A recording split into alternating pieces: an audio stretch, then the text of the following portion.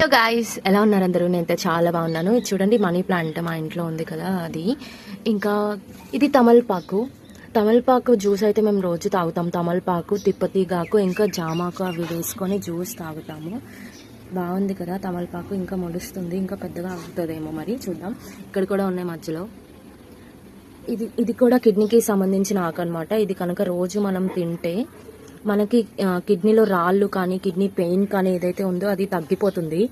మీరు ఇలాంటి చెట్టు కనుక చూస్తే ఖచ్చితంగా ప్లాన్ చేసుకోండి. ఇంట్లో ప్రతి ఒక్క ఇంట్లో ఉండాలి, ఎందుకంటే ప్రతి ఒక్కరికి ఈ మధ్యన కిడ్నీలో స్టోన్స్ వస్తున్నాయన్నమాట.